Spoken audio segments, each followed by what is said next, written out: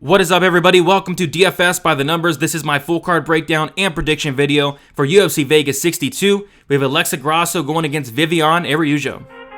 I need all the wins, yeah. Harder than all that is. You better move, you might get knocked out. Knocked out. You better move, you might get knocked out. Knocked out. You better move, you might get knocked out. Knocked out. And we are back for another full card breakdown and prediction video. This week breaking down UFC Vegas 62, an 11-fight card.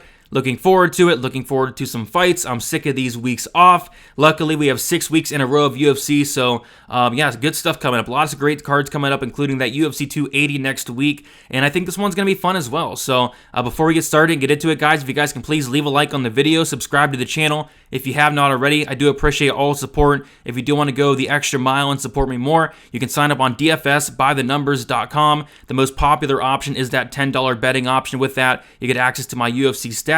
You get first notice on all my bets. I do have 2 bets thus far for Vegas 62, and I also have a bet that I posted almost a month ago at this point for UFC 280 next week. My betting article, this one comes out on Friday. I break down all the bets I have, a short paragraphs explaining why I am betting what, and then also I do the prelim parlay, my main card parlay, and then my Hail Mary parlay, and I also do the leans I have as well. And then I have the full card breakdown and best bet article that comes out typically on Wednesday or Thursdays. That is like around 13 to 14, even 15 pages sometimes, depending on how many fights we get. I break down each fight. I give the pick the winner, I pick the method, I pick the round, I give the confidence rating on a scale of 1 to 10, and then I also give the best bet for that fight. And then at the end of the article, I do put all best bets in order in terms of the bout order, along with the confidence rating order as well. So lots of great stuff there. Also, access to Discord and other content on there. And of course, it does help support me even more. But yeah, if you guys can, check out that. I do appreciate everybody on the website. And then, yeah, it goes a long way, guys. So I say we get into it. Quick reminder, live stream Friday, 7 o'clock p.m. Eastern Time, as always. And then best bet will be sometime Saturday. I'm not sure when the card is going to start, but best bet will always be on Saturday there. And then lastly, if you have any questions, you can follow me on Twitter, DFS_numbers. Instagram is DFS by the numbers. My DMs are always open. Usually pretty good at getting back to people. The best way to reach me, though, is the Discord, because I am always active there. All right, so I say we get into it here, and we will start with the first fight of the night. And we have, Pete Rodriguez going against Mike Jackson, which could be one of the lowest, if not... It's not the lowest level of fight, because there's been another Mike Jackson fight that was lower level than this. Mike Jackson CM Punk was pretty low level, but this is one of the lowest level fights you will ever see in the UFC. It's bad. We have Pete Rodriguez, who is 25 years old, 5'9", with a 73-inch reach, 4-1 in his only 5 fights. Mike Jackson, 37 years old, 6'2", with a 74-inch reach. He is 1-1. He did have that win against CM Punk, but that got overturned due to some marijuana. Yeah, this is a mess. We take a look at the odds like we always do. We see that Pete Rodriguez opened up minus 400. He is currently minus 700. Mike Jackson opened up plus 300. He is currently plus 500. So, yeah. Mike Jackson's last fight against Dean Barry, he got his first win. But if you go back and watch that fight, you will see that I thought Mike Jackson did pretty awful in that fight. But, we got the DQ win because Dean Barry kicked him in the balls several times. Bad too, and then the eye gouge towards the end of the round after hurting Mike Jackson very bad, almost getting him out of there. But yeah, Mike Jackson didn't really have any success. I guess defensively he did okay, but Mike Jackson, he's not UFC caliber. I mean, he's a 1-1 fighter. His one win comes by DQ against Dean Barry, who Dean Barry has been cut, rightfully so, after that performance his last time out. Mike Jackson's just no good. 37 years old, so he's getting up there in age. Yeah, this is bad. And then you got Pete Rodriguez, right? He's young, he's 25. At least with Rodriguez, like, he shows some good things. He shows power, but even then, like, Pete Rodriguez, he's fought nobody outside of Jack Della Maddalena in his debut, and that was a tough debut. But he's going out there and knocking out these guys outside of that and in a couple minutes. But, what does that really tell you? It tells you he has power, and that's probably enough to win here against Mike Jackson. I have seen Pete Rodriguez go for a takedown or two. I have seen him get on top, and when he does, he has some really good ground and pound. I'd be curious to see if Pete Rodriguez does try to attempt a takedown here or something. But I think for the most part, Pete Rodriguez is going to go out there and try to take off Mike Jackson's head, and he's probably going to do it. Mike Jackson, defensively, it's weird because I think he does a lot of good things defensively, but overall, I'll say his striking defense is pretty questionable. He's really good at slipping punches at times. He's really good at rolling with the punches, but he is leaving his hands down at times. He kind of has that Dusko Todorovic striking defense at times where he's kind of leaning back, trying to slip those punches, trying to roll with those punches, so he can get hit clean, but he's good at kind of limiting getting hit very hard. But, Rodriguez hits very hard. I think Rodriguez is going to eventually push him against the cage, and once, Jackson's against the cage, Dean Barry kind of did a good job at this. He kind of pushed Jackson against the cage, and once Jackson was against the cage, he just didn't have anything defensively at all. Dean Barry was able to kind of tee off on him against the cage. I kind of feel like Rodriguez is going to do that, back him up, let off a combination, and probably put Jackson out in the very first round. So, low-level fight, lowest level fight on the card, lowest level fight, second lowest level fight of the year, because the first lowest level fight was that Mike Jackson Dean Barry fight, and Dean Barry was minus 1,000 something in that fight, and we have Rodriguez minus 800, minus 700 in this fight. So yeah, give me Rodriguez to win in the first round. This fight should be hilarious, but it is a fight that probably should not be bet on. So give me Rodriguez first round knockout. Next, we have Tatsuro Taira going against CJ Vergara. We have Tatsuro Taira, who is 22 years old, 5'7", with a 70-inch reach, 11-0 and 5-0 in his last 5 fights. CJ Vergara, he is 31 years old, 5'6", with a 68-inch reach, 10-3 and 4-1 in his last 5 fights. Let's take a look at the odds here. We have another decent-sized favorite here in Taira. He opened up minus 270, currently minus 240. CJ Vergara opened up plus 230, is currently plus 205. So Tatsuro Taira, you go and watch this guy. The thing that sticks out to me the most is the grappling. The grappling is super impressive, especially for a guy that's 22 years old, super young. But even just a couple years ago, when the guy's 19, 20, he's still going out there and on the mat, he's slick. His back takes are phenomenal. His grappling's phenomenal. But that's the best part of his game. The striking is solid. I thought it looked really good against Carlos Candelario in his debut. Was able to have success, was able to hurt Candelario in that second round and almost finish him as well. So that was good.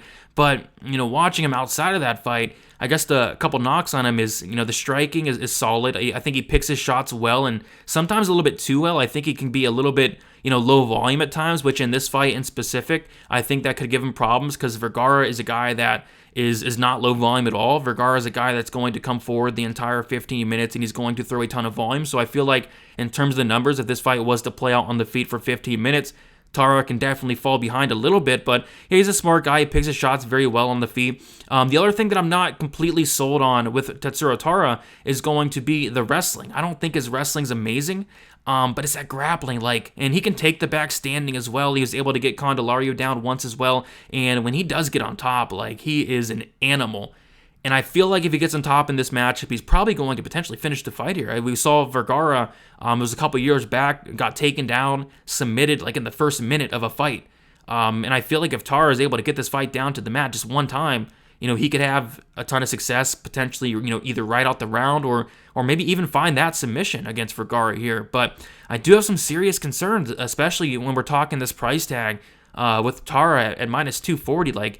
What does this fight look like if Taira is not able to get this fight down to the mat? I feel like it'll be a fairly close fight there, if not Vergara just winning based off of the volume, because he does throw a ton of volume. But I feel like Taira is going to get this fight down to the mat at some point in the fight, whether he is able to, find a takedown against Vergara, whether he is able to take his back standing. And once he takes his back, I feel like he could finish the fight here. So I am leaning on the Taira side.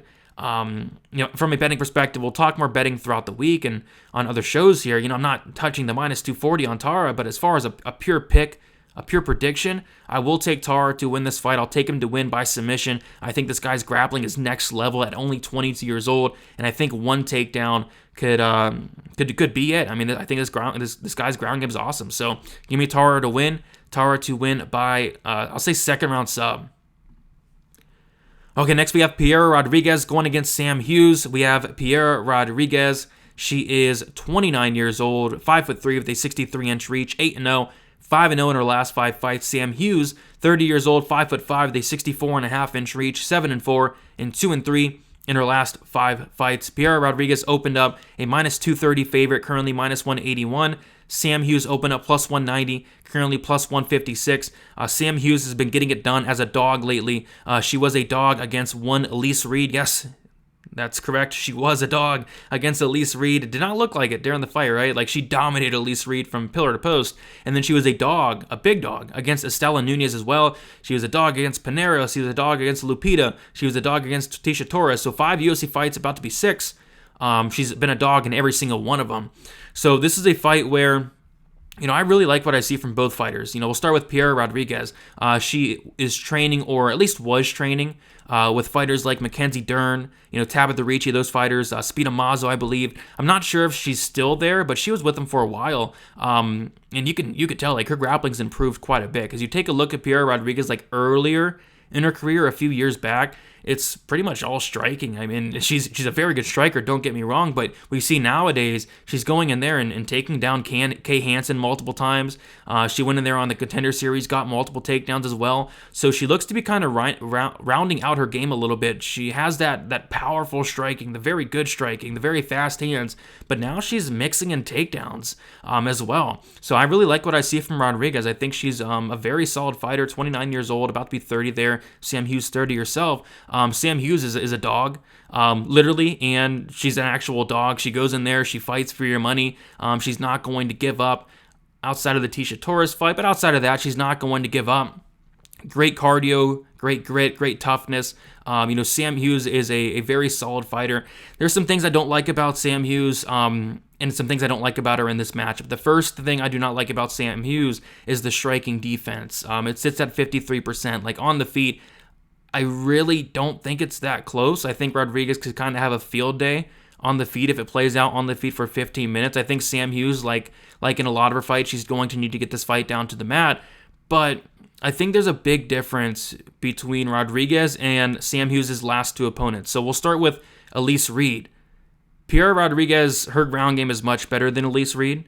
Piera Rodriguez, I think her takedown defense is much better than Elise Reed's, and you go and watch Piera Rodriguez in her career. I mean, she's getting taken down, but when she's getting taken down, she's popping back up. She's scooting to the cage and able to get back up pretty quickly. So I think Rodriguez is much better than Elise Reed in that aspect of things. And Sam Hughes was able to beat Estela Nunez, and that was more so to the fact that Estela Nunez just kind of gassed out, beating up Sam Hughes for a round and a half. Estela Nunez looked good, really good in the first round and a half, and then that 7.5 mark minute hit, and she kind of fell off a cliff, and he was able to take over. That's not going to be a problem with Rodriguez. Rodriguez does not have a gas tank problem. Rodriguez does not have a takedown defense and ground game problem like Elise Reed. So I feel like it's a very tough matchup for Sam Hughes here. But she's somebody you can't count out because she's going to be there for all 15 minutes. She's as tough as they come, but stylistically, I feel like on the feet, it's Rodriguez all day. And I feel like, both fighters are live to get takedowns here. I think Rodriguez can get takedowns. It's kind of been part of her game as of late, taking Kay Hansen down multiple times, taking her opponent down on the Contender Series down multiple times. Her wrestling's very good, very impressive. And Sam Hughes, her takedown defense is very questionable. I think on paper, her takedown defense sits at 40%. 41%.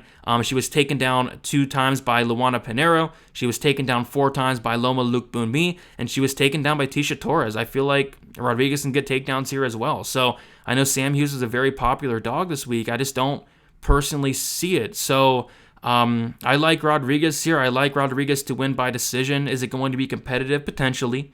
Just because that's how Sam Hughes fights. She's going to be there. She's going to get in Rodriguez's face.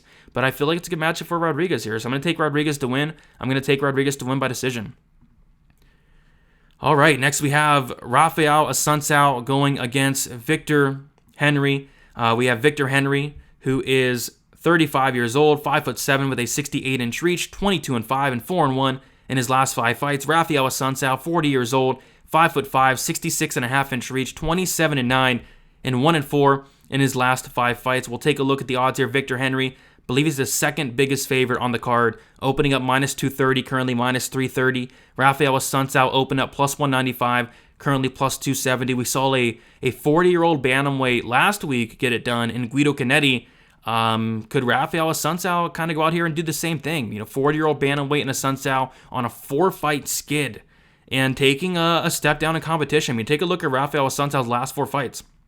Ricky Simone knockout loss, Garbrandt knockout loss, Sanhagen, Marlon Moraes, Rob Font. This is going to be a big step down for Assuncao. It's just, he hasn't looked good. And stylistically, I think this matchup's a tough one for Raphael Assuncao, just with the style, and then you factor in the age.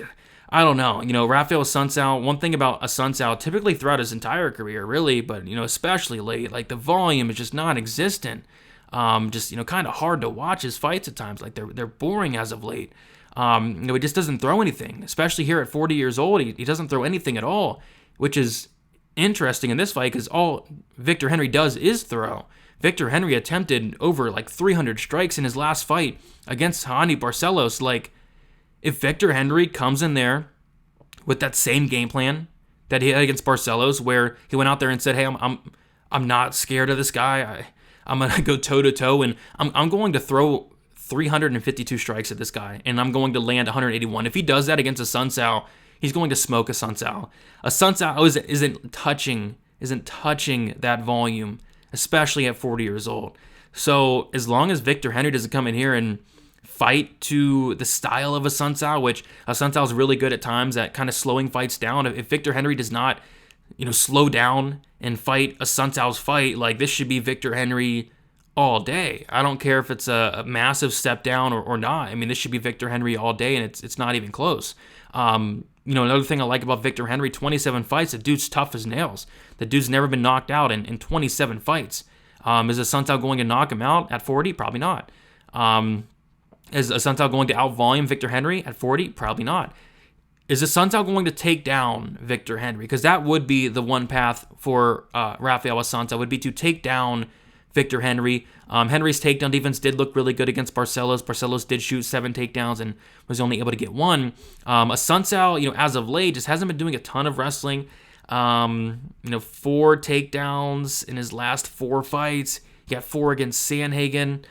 I guess that would be Assuncao's path. Would be to wrestle. I don't know. I don't see it. I think it's Victor Henry here. I think Victor Henry outvolumes Assuncao. As long as Victor Henry comes in here with the same style he did against Barcelos, he should make this look pretty easy. If not finish Assuncao. I'll say decision though. Henry is more so a decisionator, but a late finish wouldn't stop me. Just if Henry goes up there and lands 180 strikes against Assuncao, there's a really good chance he finishes them. But I'll say decision. Victor Henry outworking Assuncao to win a decision there. Next, we have probably one of the most, if not the most, intriguing fights on the entire card. We have Nick Maximov going against Jacob Malkoun. We have Nick Maximov, who is 27 years old, 6 foot, with a 76-inch reach, 8-1, and 4-1 in his last 5 fights. Jacob Malkoun, 27 years old, 5'9", with a 73-inch reach, 6-2, and 3-2 in his last 5 fights.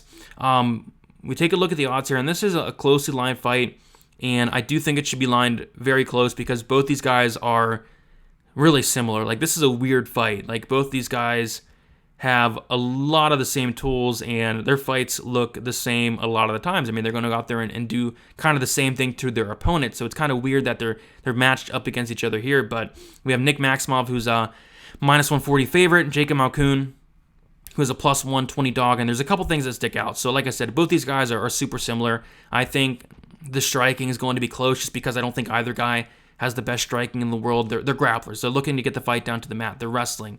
So I think this fight is going to play out on the mat.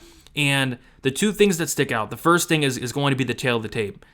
Nick Maximov is going to be 3 years younger. He's going to have a 3-inch height advantage, and he's going to have a 3-inch reach advantage. I think that all favors Nick Maximov there, especially in a fight where they are going to be wrestling, grappling for 15 minutes. Nick Maximov is going to be the bigger guy for what it's worth. And Cardio, both guys have phenomenal cardio. I do think it's Maximov that's going to have the better cardio. Maximov is a guy that can attempt a million takedowns and not get tired, whereas Malkoun, in his last fight against Brendan Allen, he did look to get a little bit tired in that fight, in that third round. I did not like his body language in that third round. So cardio I give to Maximov, tailor tape I give to Maximov, and then another thing that stuck out to me is, just taking a look at both these guys' wins in the UFC, and I'm more impressed with the wins of Maximov. Jacob Malkoun went out there and beat Abdulrazak Alassane, which it's a good win. But, Alassane, this dude has a 52% takedown defense. He cannot stuff a takedown. Joaquin Buckley was taking this guy down. Malkoun, good win. AJ Dobson, a guy that was making his debut, kind of unproven. It's a good win, don't get me wrong, but you take a look at Nick Maximov's wins, going out there and beating Punahele Soriano the way he did. Soriano, prior to that fight, had a 100% takedown defense. This guy, phenomenal wrestler, phenomenal wrestling background, and Nick Maximov said, yeah, I'm the better wrestler, and he showed that. 11 takedowns against Punahele Soriano. And then prior to that, Cody Brundage, very good wrestling background in his own right. He took down Cody Brundage 4 times as well. So I'm just kind of more impressed with those wins of, Nick Maximov than I am with Jacob Malkoun. But this fight's close. We have two wrestlers. Who's the better wrestler here? I lean Maximov, just because he's shown that he can go out there and wrestle these very credentialed guys like a Soriano, like a Brundage, and have a ton of success doing so. Whereas Malkoun, yeah, he's taken down Brendan Allen, he's taken down Abdulrazak Alassane, guys like that. But yeah, we'll have to see. But I do lean the Maximov side, but this fight's tough to call. It's kind of a weird stylistic matchup. I think it's going to be fun to watch, but kind of a tricky fight to call. But yeah, I do lean Maximov ever so slightly. I think he'll be the better wrestler. I think he'll be more likely to get on top and win minutes on top there. I think he'll have no problem going 15 minutes, attempting a ton of takedowns if he needs to, and he will. So I'll take Nick Maximov to kind of grind out a decision, but it's going to be close. So give me Nick Maximov to win. Nick Maximov to win a very close and competitive decision here. All right, next we have Mano Martinez going against Brandon Davis. We have Mano Martinez, 26 years old, 5'10", with a 70-inch reach, 9-3, and 3-2 in his last 5 fights. Brandon Davis, 32 years old, 5'10", with a 72-inch reach, 14-9, and 4-1 in his last 5 fights. We'll take a look at the odds. We have Mano Martinez as the favorite, opened up -110. Pick'em currently -152. Brandon Davis opened up -110, currently +132.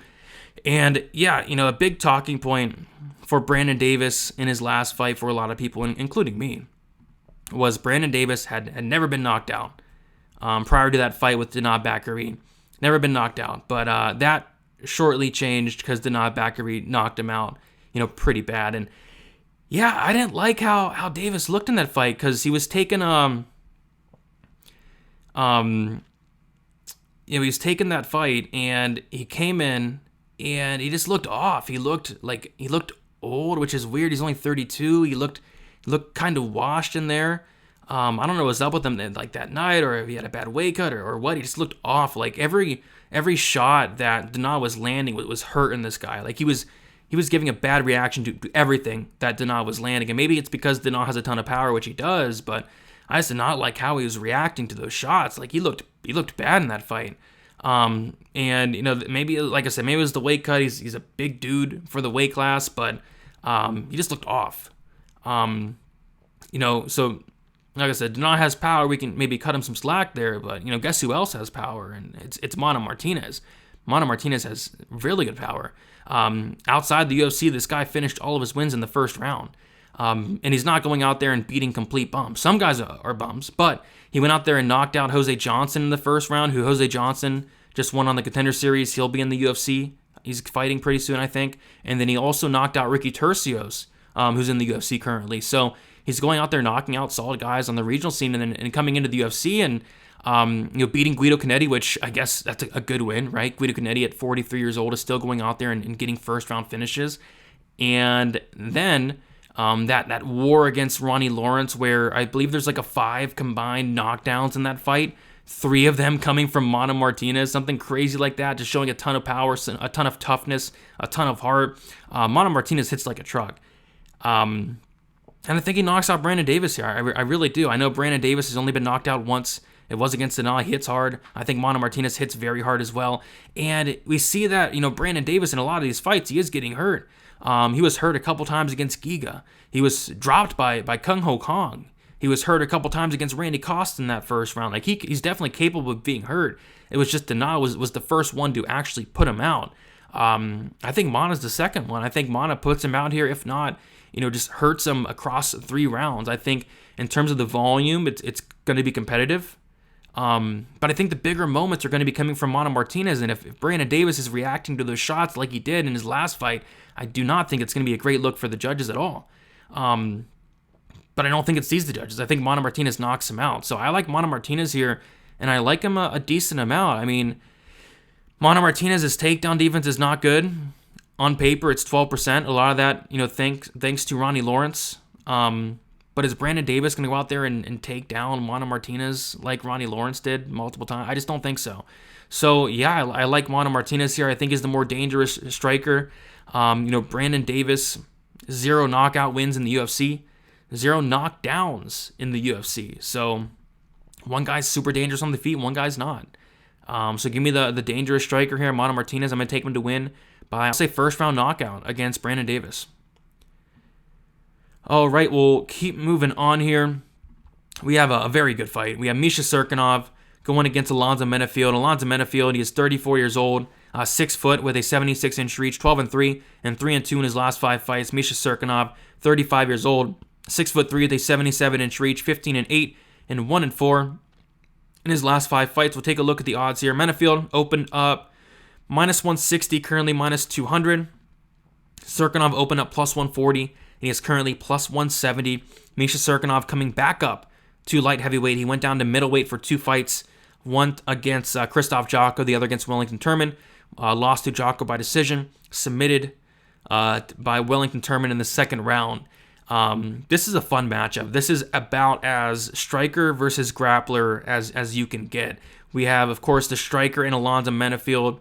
He has a ton of power in his hands, and he is more than capable of knocking most people in the division out, but especially a very chinny Misha Cirkunov. Misha Cirkunov's been knocked out like 4 or 5 times. It's a ton. And, his chin's not good at all. And Menifield should have no problem touching the chin of Cirkunov on the feet. On the flip side, Misha Cirkunov's grappling's no joke at all. His wrestling's very good, completing takedowns at, nearly a 50% accuracy. But his grappling is very good, submitting multiple black belts throughout his career. I mean, submitting Jimmy Crude is no easy thing to do. Submitting Cummings is no easy thing to do. Submitting, very good, beating very good guys. And, the resume of Cirkunov, although, he's getting finished by a lot of these guys. I mean, look who he's getting knocked out by. Johnny Walker, explosive guy. Glover Teixeira, Volkan Oezdemir, Ryan Spann. So I think we could, maybe forgive him a little bit. Whereas Alonzo Menifield, I don't think he's fought the best competition. I mean, look at Menifield's wins. Daniel Jolly on the Contender Series, Deshaun Boatwright on the Contender Series, Vinicius Moreira in his debut, Paul Craig. That's probably his best win. Fabio Charant, the Water Buffalo. I mean, come on, Ed Herman. And then Askar Mozarev, who got cut after, I think he cut him because of his fraudulent record. Weird situation there. I mean, those are his wins, though. But could he knock out Misha Cirkunov? Absolutely. But could Misha Cirkunov take down Menifield and submit him? Absolutely. I know Menifield has shown a little bit of a ground game against Askar Mozarev and Fabio Charant. I can assure you that Misha Cirkunov is much better on the mat than both those guys combined. Misha Cirkunov's ground game's no joke, and if he gets on top of Alonzo Menifield, I think he finishes the fight shortly after. I think if he gets on top of Menifield, he's going to run through him easily. But, it just comes down to as simple as this. Does Cirkunov get the takedown, or is Menifield able to keep it standing? I think it's Menifield by knockout, or I think it's Cirkunov by sub. I'm going to side with a dog here in Cirkunov to pull off the upset. I'm going to say he does get this fight down to the mat, and I'm going to say he does get that first round submission, but this fight has violence written all over it. I think somebody's getting served here, but I'll take Cirkunov to get the fight down to the mat and submit Alonzo Menifield shortly after. All right, next we have the people's main event. If not the people's main event, then my main event, because we have my favorite fighter in the UFC, the Beverly Hills Ninja, Jordan Wright, Love this guy. Love watching his fights. Love betting on his fights. And I will have a bet on this fight as well. We have Dusko, who is 28 years old, 6'1", with a 74-inch reach, 11-4 and 2-3 in his last 5 fights. Jordan Wright, the Beverly Hills Ninja, 31 years old, 6'2", with a 77-inch reach, 12-3 and 2-3 in his last 5 fights. We see that Dusko's a decent-sized favorite, opening up -155, currently -205. Jordan Wright opening up +135. He is currently +175. This fight's hilarious. Every Jordan Wright fight is hilarious and fun. I can go and crap on his record like I always do. Beating opponents with no wins early in his career. I could do that, but I'm not going to do that. Jordan Wright, I like this guy. This guy goes in there and he fights. He is the definition of a kill or be killed fighter. The definition of it. Either he goes out there and he finishes you in the first round, or he gets finished in the first round. And his style's awesome. Like, he's so dangerous on the feet. Offensively, this guy's an animal. At range, he hits very hard. In the clinch, he's super dangerous. Against Ike Villanueva, he landed those knees in the clinch, got that cut stoppage. Jamie Pickett went in for a takedown. Jordan Wright elbowed him in the side of the head, and finishing him shortly after. A guy in Jamie Pickett who doesn't typically get finished. Very good win there. Offensively, Jordan Wright's awesome. But defensively is a different story. Defensively, Jordan Wright is horrendous. Jordan Wright has a 36% strike in defense. He blocks punches with his face and does not have the chin to back it up. Jordan Wright has been knocked down so many times in his short career. Jordan Wright got knocked down by Bruno Silva. He got knocked down twice against Joaquin Buckley. Got knocked down against Anthony Hernandez. Jordan Wright's chin is bad. His strike defense is bad. He's a great hammer. He is an awful, terrible nail. Dusko Todorovic, I think, is the better overall fighter as a whole. I think offensively, Dusko probably has the better tools on the feet.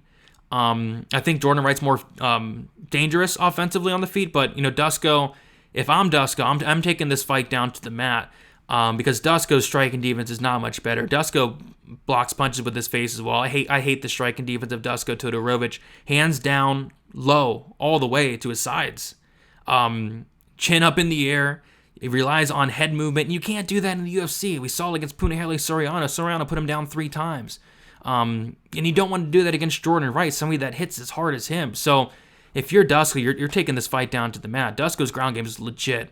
He was able to run through Maki Batolo on the mat. Was able to run through Jaquan Townsend on the mat. If Dusko can take down Jordan Wright, I think he runs right through him. Dusko's a black belt, but what impressed me the most with Dusko is that ground and pound, vicious ground and pound. This guy's an animal on the ground. So on the feet, although I think Dusko can absolutely, either A, win minutes here against Jordan Wright, B, knock out Jordan Wright. I think path to least resistance is taking down Jordan Wright and beating the crap out of him on the mat, potentially submitting him.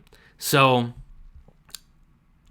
I'm picking Dusko here because I think he has more paths to victory, and I think he will take that path and get the fight down to the mat. But is Jordan Wright live in the first 60, 120 seconds, half a round? Yes, he's super live, especially if Dusko stands with him. But I'm going to say Dusko does get the fight down to the mat, and I'm going to say he smashes Jordan Wright through the canvas. So give me Dusko Todorovic. I'll say first round, grounded pound finish, but this fight is going to be awesome.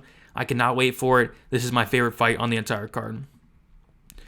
All right, another really good fight. Askar Askarov going against Brandon Royval.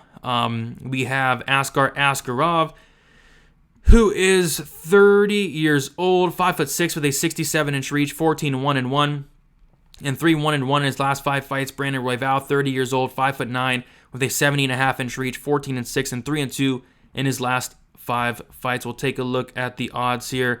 Askarov opened up -250, currently -250. Royval opened up +210. He is currently +210 there.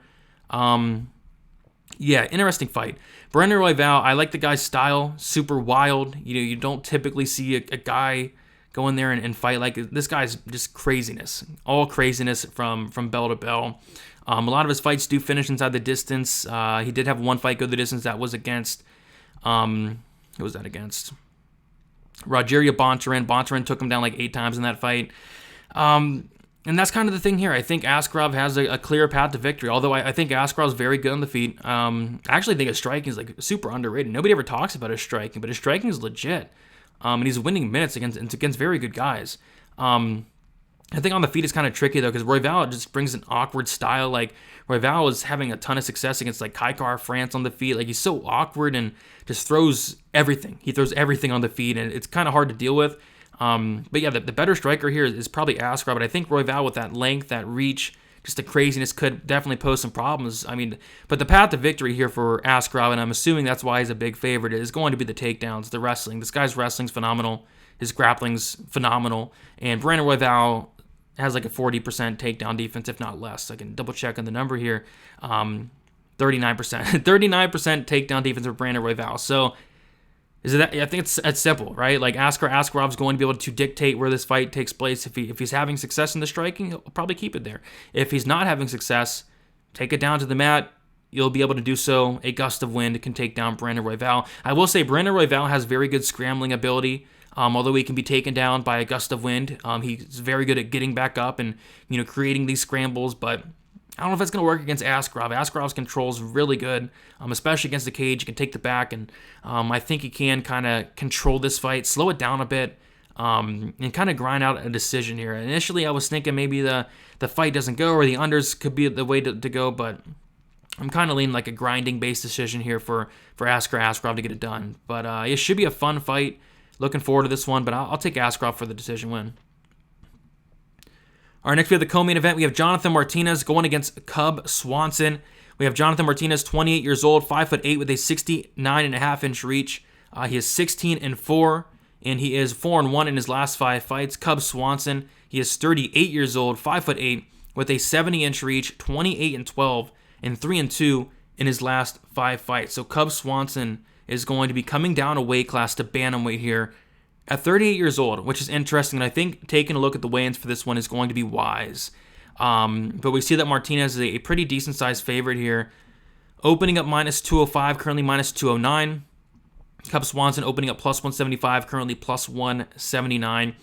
And this is a super close fight for me. Of course, we got to see how Cub Swanson looks on the scales, see how that weight cut goes, because, I mean, it's a really big talking point. I mean, cutting down a weight class at this point of his career, right? So I kind of see him on the scales there.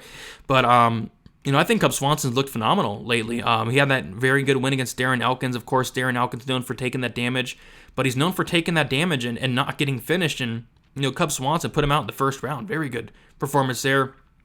Prior to that, lost to Giga Chikadze, no shame in that. But prior to that, put on a very good performance against Daniel Pineda. I mean, Cub Swanson's looked very solid, at this point of his career, even at, 38 years old. Jonathan Martinez is a guy I think has a ton of talent. I think his winning ability is there. I don't know. I just think something's missing. I mean, he has very good kicks, very good leg kicks, has that flying knee that I like as well, and I think that can come into play here. But the finishing ability is not really there. Kind of content to go out there and just win on points, and that's good, and he's good at doing that. But you see in a lot of these fights, he's getting hurt a ton. He got knocked out by Davey Grant. That wasn't the best look in the world. He got knocked down by Alejandro Perez, and I had a big bet on Martinez in that fight, and I was terrified. Perez was like seconds away from finishing the fight. Kind of got saved by the bell there. He got dropped twice against Andrei Cirkunov, so I just don't trust the durability of Jonathan Martinez here.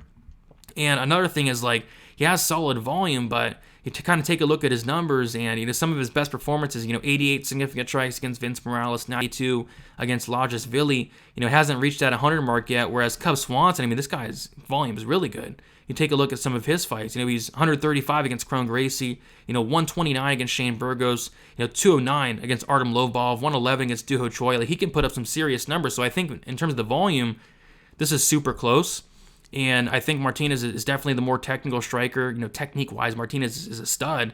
It's just, Cub Swanson should be able to compete in terms of the volume here, and it's going to be, Cub Swanson who's going to be landing the harder shots. Martinez, not much of a power guy, outside of him landing a big flying knee, which maybe that can happen here. It's on the table, considering Cub Swanson, his hands are so low, so I think the head kick, the flying knee will be available for Martinez, and maybe he gets it against a 38-year-old Swanson. But I think Swanson will be landing some hard shots here.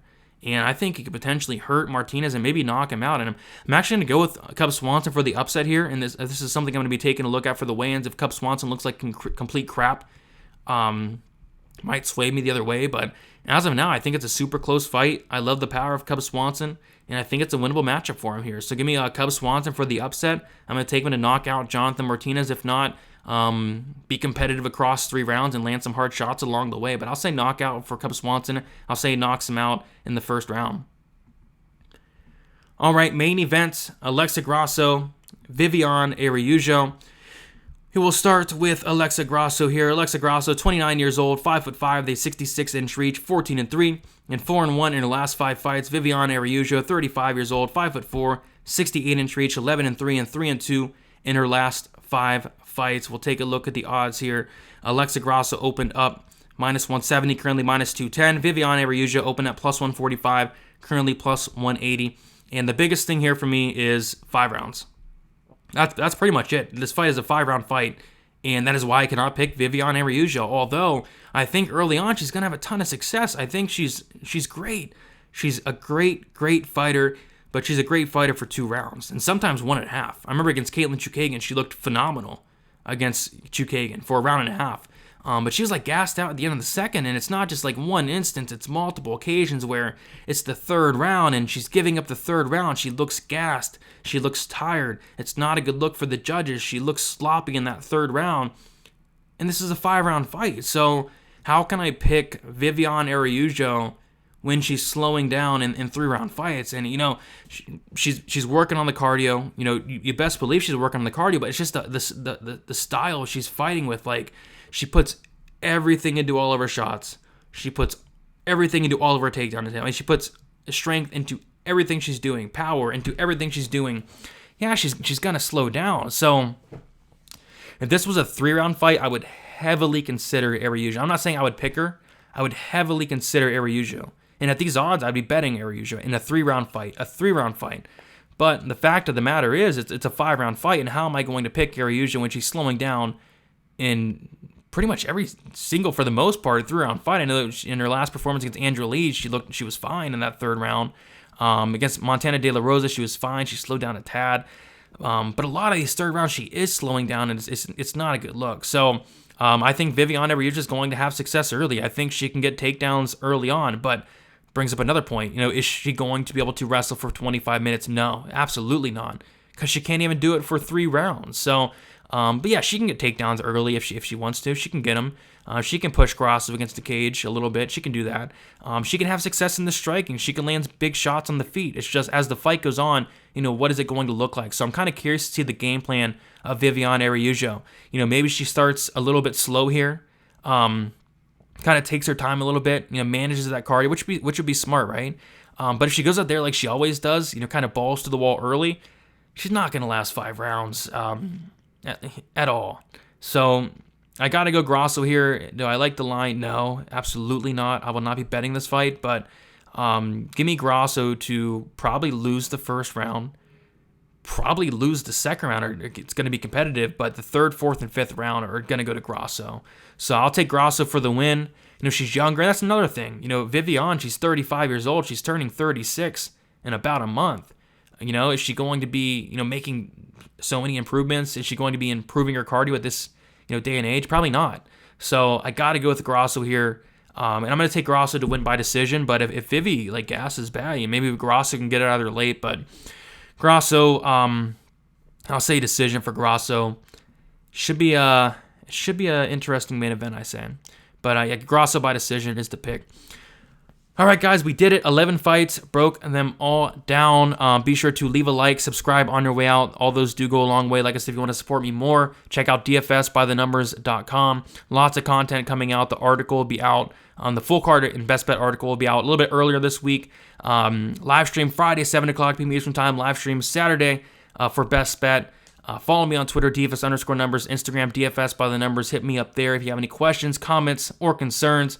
Best of luck. UFC Vegas 62 should be a fun card. And then next week we have UFC 280, which should be the card of the year. Best of luck, guys. We'll talk to you very soon. See you later.